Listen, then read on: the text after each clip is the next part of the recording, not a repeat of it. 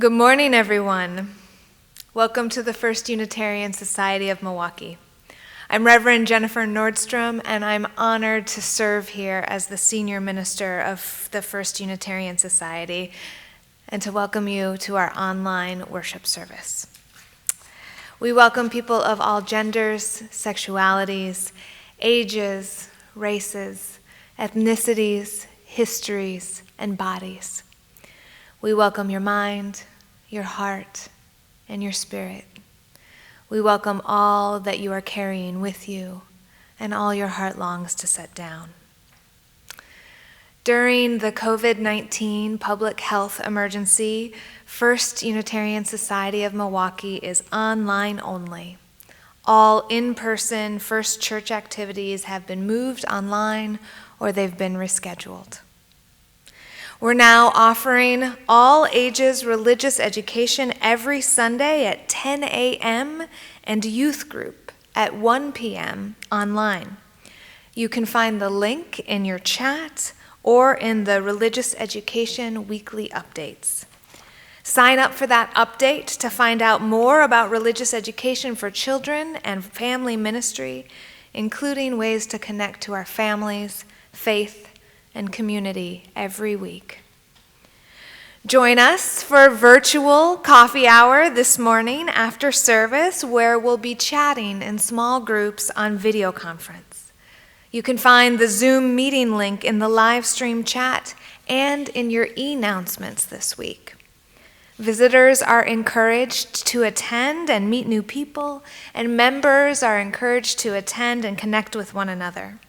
It's our first online-only virtual coffee hour, so we thank you in advance for your patience and your graciousness as we all learn how to build this ship together as we sail it. We'd also like to remind everyone to please turn in your pledge cards. Our pledge team has worked so hard this pledge drive, and they were heartbroken that they could not be with you last Sunday, which we had planned as our Stewardship Celebration Sunday. But I heard somewhere that you make plans and then you adapt. It'll be a lot easier on our pledge team if you would go to the online pledge form now and fill it out. Sherry is going to put the link in the comments of the live stream. We understand that there is a lot going on right now, and you could forget to fill the pledge card out, or you could get busy. So we hope that you'll make the commitment to your spiritual community before you do that. We need one another, now more than ever. Reverends Dina and myself will be opening a space for connection and reflection this Thursday evening between 6 and 7 p.m. on Zoom. You can find that link in your e-announcements.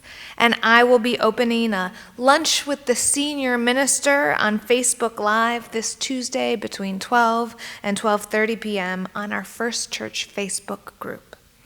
Be sure to join our First Church Facebook group, where we'll be sharing a lot of announcements and videos and ways to connect during this time. We are still accepting summer service proposals and applications to become a worship associate.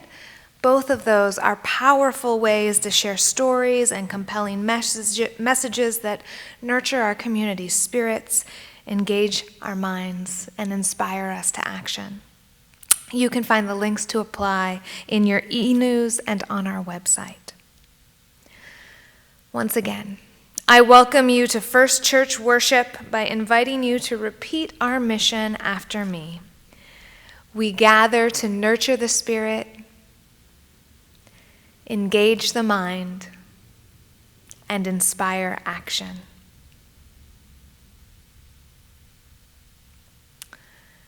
Our opening words this morning are adapted from the poem Morning by Clinton Lee Scott.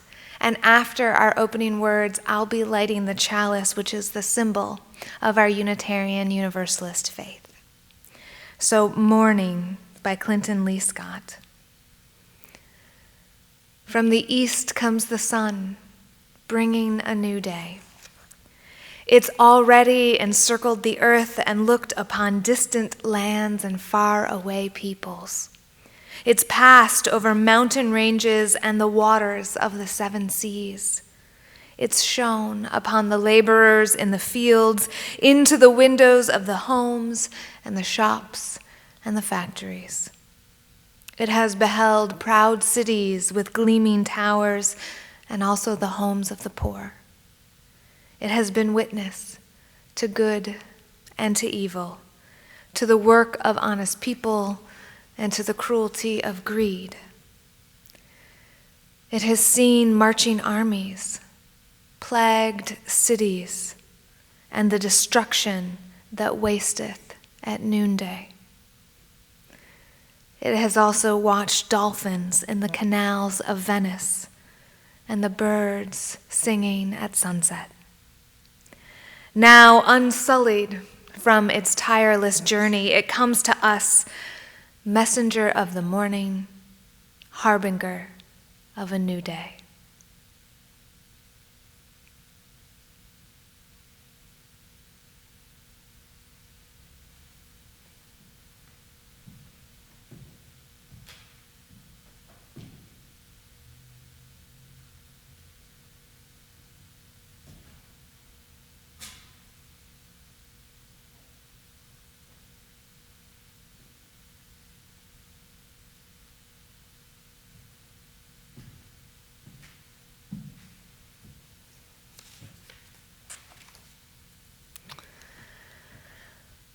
I'd like to invite you all now into a time of contemplation with me that will be followed by silence, followed by the seated singing of Spirit of Life. So take a moment and just find yourself where you are. Do whatever you need to do to get comfortable in your body. Maybe that means feeling your feet on the floor, grounding you. Maybe it means feeling the top of your head, connecting you to all that is. Maybe it means feeling your breath, moving in and out of your body and bringing you into here and now.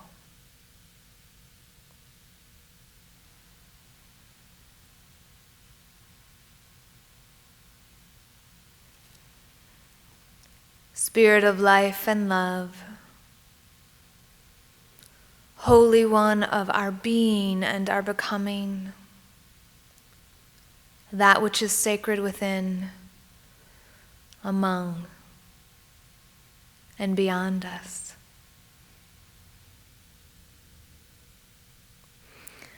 Be with us as we gather again today for worship, physically distant, but spiritually connected. Ground our anxiety and lift our hearts to hear the song of morning. Help us understand that everything changes, but love always returns again. And on this first Sunday of spring, may we remember that new life is still mixed in with all the loss. Birds still sing in a world that includes death. Dolphins still swim in the waters into which we empty our tears. May we find balance in our souls, and may too the world. May it be so.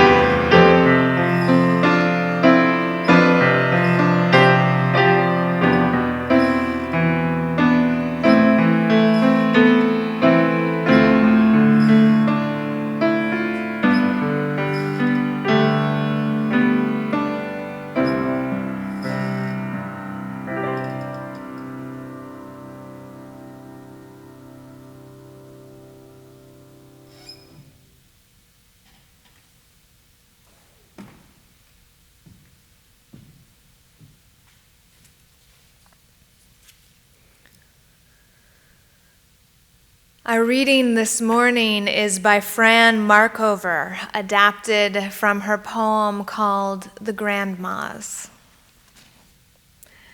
She starts with a quote by Bernadette Rebnio, a Bwiti elder and grandmother of 23. Bernadette says, "In Gabon, when the grandmothers speak, the president listens." This is Fran Markover. In the Black Hills, on the back page of The Nation, the International Council of 13 Indigenous Grandmothers gathers from each direction of grief. Rainforest, African desert, the Arctic, Great Plains. Their shawls are battered, scarred with red and black and blue. Scarves warm arthritic knees. The grandmas don't speak of soup or quilts. They are not tourists in hot springs. They hold hands, lift them in homage to the pines.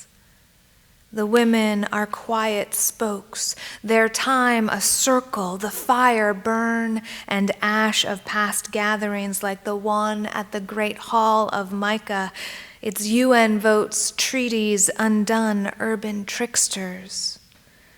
The women inflame the air with sage. Grandma Aggie prays for the homecomings of the condor. Deborah White Plumes imagines more children for her tribe. Sisters Rita and Beatrice Long Visitor Holy Dance invoke an end to Star Wars, third grade gangs, chant of babies from Fallujah, Kabul, Phoenix, Kathmandu. The grandmothers share words their elders didn't. Suicide, diabetes, radioactive.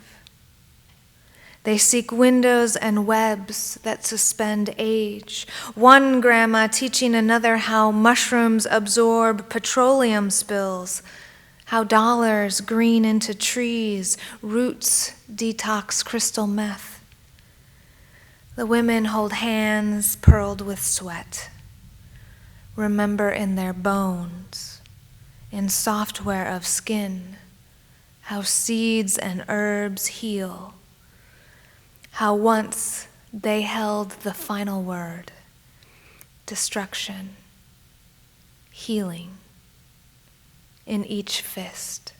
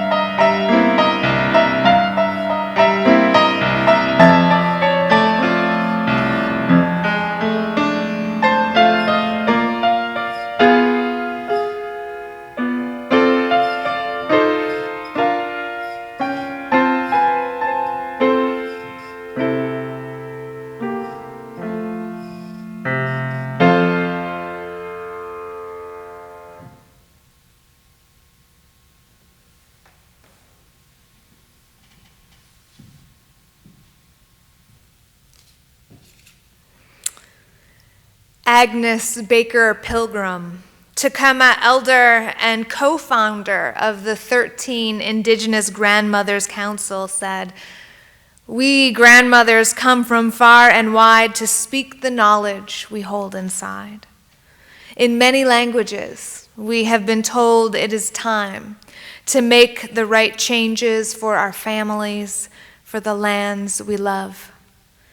We can be the voice for the voiceless. We are at the threshold.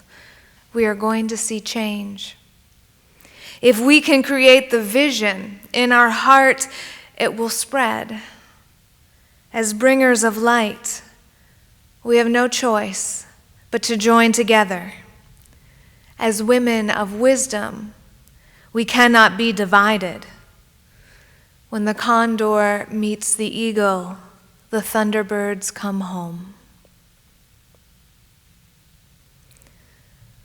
According to the 13 Indigenous grandmothers, Grandmother Agnes, known to those who loved her as Grandma Aggie, was born on September 11th, 1924, in Logsdon, Oregon, on tribal land at the headwaters of the Siletz River. Her parents were Evelyn Lydia Harney Baker and George Wentworth Baker. Her mother's tribal lineage is Takelma of the Siletz Confederated Tribe, and her father is from the Coos tribe, both Oregon coastal tribes. In her first 45 years of life, Grandmother Agnes sang in a band, was a bouncer at a nightclub, and she even drove a logging truck. But she chose a different path for her life in 1970 and went down a more spiritual path. She created programs to support Native American people and culture, helping young tribal members learn more about their culture. In 1994, she brought back the Siletz tribal sacred salmon ceremony. She led the successful removal and cleanup of all the dams on the Rogue River, which was finally completed in 2012. Grandmother Agnes was known as a voice for the voiceless, a voice for the animals and the plants and the water. In 2004, Grandmother Agnes co-founded the International Council of 13 Indigenous Grandmothers, an alliance of female elders who promote the protection of the earth and awareness of Native culture. Their mission is to use the teachings of their ancestors to light the way through uncertain futures, to protect the land and medicine and language and culture through projects that educate and nurture Indigenous children, as well as heal Mother Earth and her inhabitants for 7 generations to come. Grandmother Agnes said, "The grandmothers come from far and wide to speak the knowledge that we hold inside. As women of wisdom, we cannot be divided." What is the relationship between knowledge and wisdom? When we were discussing what it means to be a people of wisdom at our Worship Associates retreat, small plug, you can still apply to be a worship associate. Our choir director, Tristan Strelitzer, differentiated between knowledge and wisdom when he quipped, "Knowledge is knowing that a tomato is a fruit, and wisdom is knowing not to put it in a fruit salad." And then Tristan continued, "Philosophy is asking, is ketchup a smoothie?" We live in a world rife with binaries, knowledge versus wisdom, masculine versus feminine, mind versus body, science versus religion, logic versus feeling, immanent versus transcendent, doing versus being. The story of two mutually exclusive and fundamentally opposing binaries insists on either or, thinking and living. It tells us that to be a people of science, we must reject the wisdom of the body, or to be a people of transcendence, we must reject the knowledge of science. It tells us that we can be rational or have feelings, that we can trust our guts or make a spreadsheet. But what if the binaries are related? What if they're connected in a beautiful dance of the whole in which they need each other and are fluid with one another? What if knowledge and wisdom feed one another like a river is fed by its headwaters, or the first few slivers of dawn feed the day?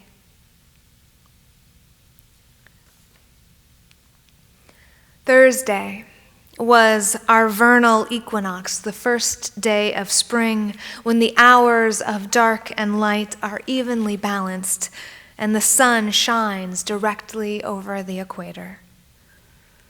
On the equinox, everyone all over the world experiences the same numbers of hours of day and night. In the northern hemisphere, the March equinox means that we're heading towards more hours of sunlight, while in the southern hemisphere, it means that they're heading towards more hours of night. But on Thursday, we all hung in the balance together. How do we find balance when the world feels upside down and so much is changing?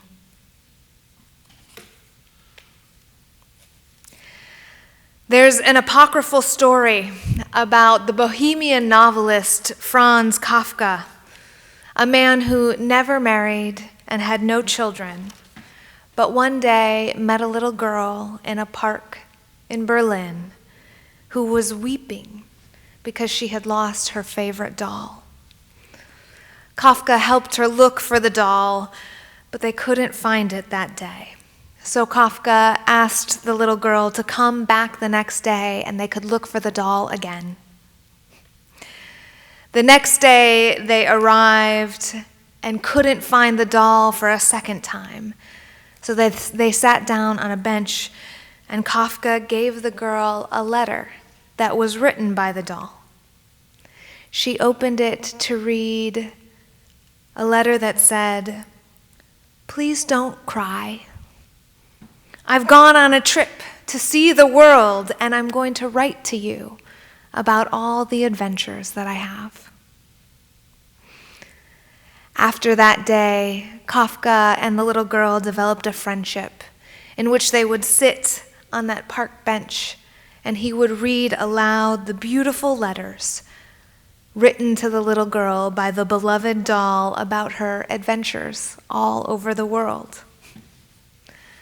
At first, the little girl was comforted by the letters, and eventually she was delighted by the doll's stories. Finally, one day, Kafka read her a letter of the story that brought the doll back to Berlin, and then he took out a doll that he had gotten for her and gave it to her. And the little girl looked at the doll and she says, "This doesn't look like my doll at all." And then Kafka handed her another letter in which the doll explained, "My travels have changed me."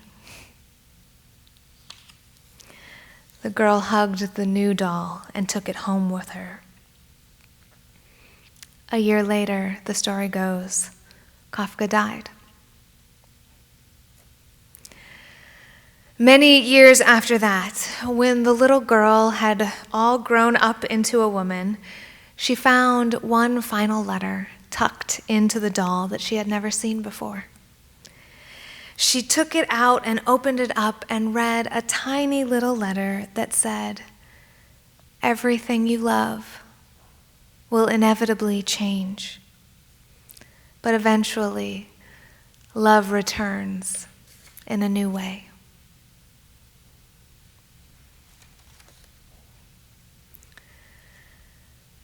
Sometime in the next couple of weeks, we will be moving our online worship services from this beautiful sanctuary that we love so much into the worship leaders' homes. This will enable us to bring back worship associate stories and times for all ages, as well as protect the health of worship leaders and be prepared for any news from the governor. Today we'll be filming our chalice lighting and our singing bowl and spirit of life so that you can have the taste of your sanctuary and ritual objects in these at-home worship services. They'll end up feeling more intimate.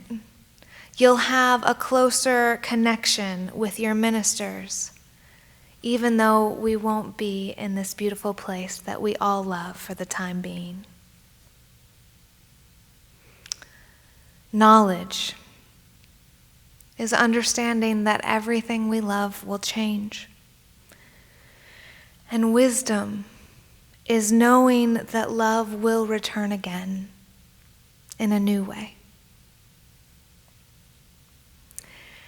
Knowledge and wisdom are not divided. They're not two mutually opposing and exclusive opposites. Knowledge feeds wisdom like the headwaters of the river, like the dawn feeds the day, the grandmothers knowing within and then speaking as voices for the voiceless. Wisdom translates knowledge into real-world circumstances, turns facts into functions, knowing into doing.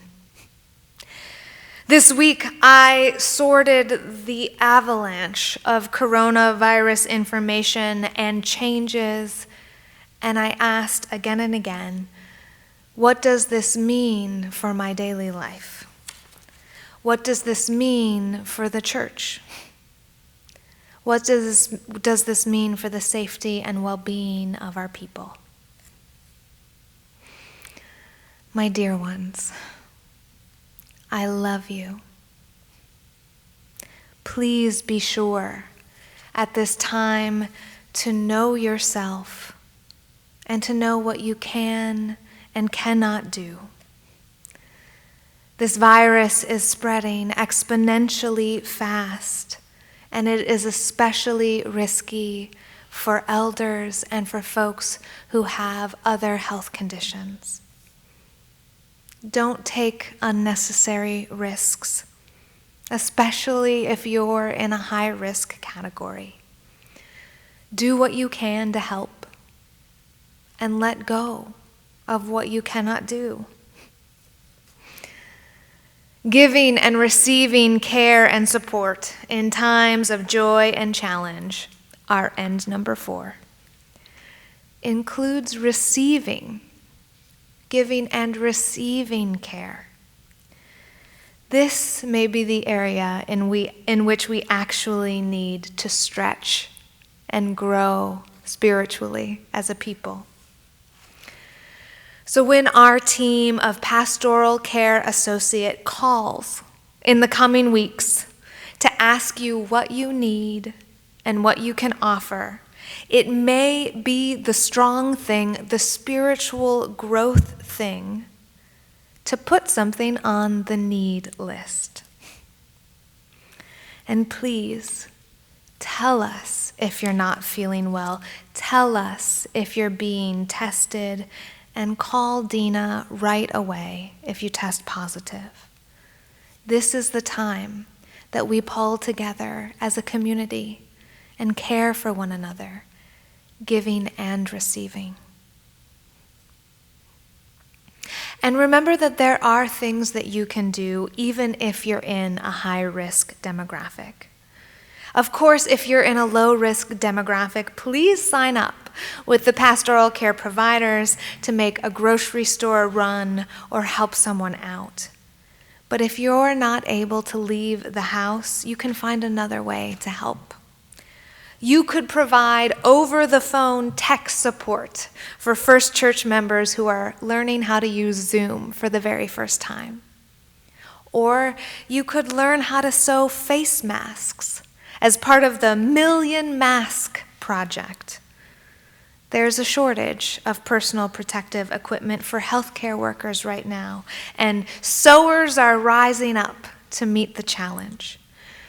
You can find patterns and places to donate home-sewn masks by looking it up on the internet. And of course, you can help the church stay operational by turning in your pledge for our next church year. We know you might be worried about the economy right now, and we understand that everything is changing. You can make a pledge in good faith, and you can always change it if you need to. But making a pledge right now helps us plan our budget and get ready to continue being church for one another next year.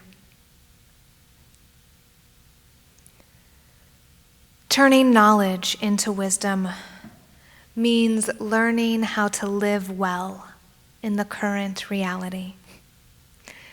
Do the things that you can do. Knowing what we can control can help us ground anxiety. So go ahead, clean your kitchen, wash your hands. Do the things you can do and can control. But also prepare yourself to sink into being. As human beings, we need to live and love well in addition to just surviving.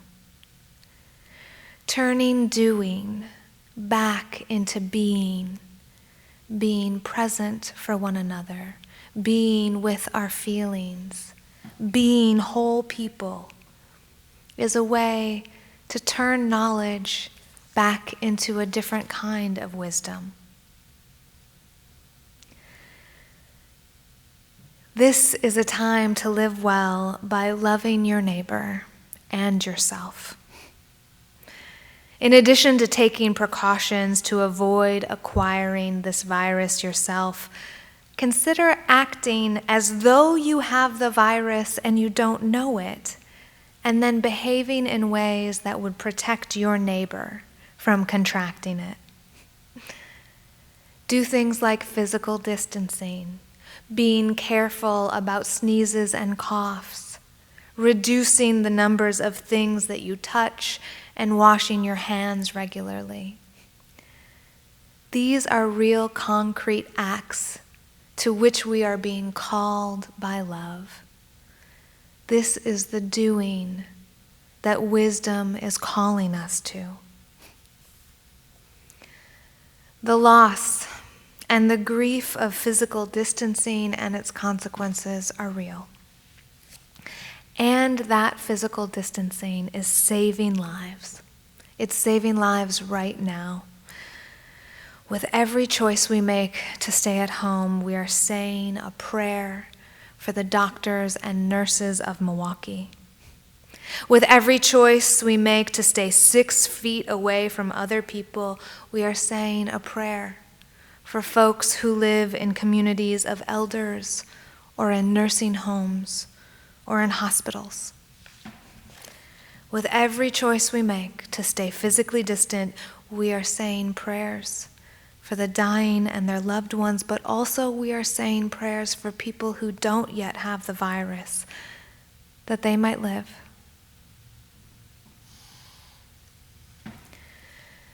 In August of 2019, Southern Oregon University gave Grandmother Agnes their highest honor, the President's Medal. And in her acceptance speech, she said, "Love is all there is. Do you agree with me?" Now, I'm not talking about some egotistical love. I'm just talking about being able to take in one more breath, the love of life. of life.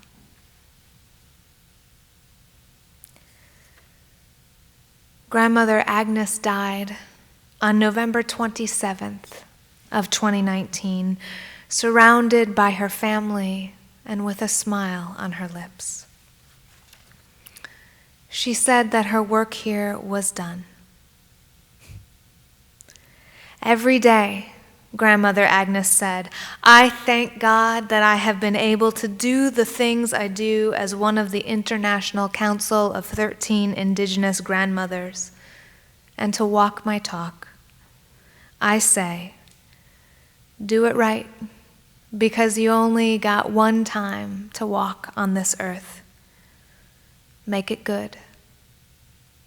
Make it a good thing.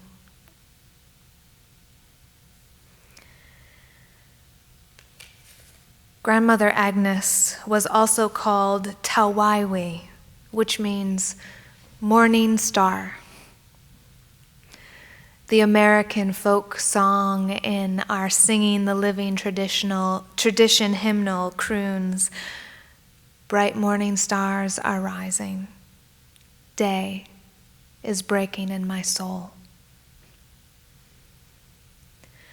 The vernal equinox's wisdom is that balance is not about diametrically opposed and mutually exclusive opposites, but rather about complementary and dancing relationships between knowledge and wisdom, thought and feeling, sun and moon, religion and science, strength and vulnerability. My colleague, Monica Dobbins, shared this very helpful fact, as she put it, from her religious educator, Jen Shattuck. The etymology of the word comfort means to make strong, coming from the Latin root conforter, meaning strengthen.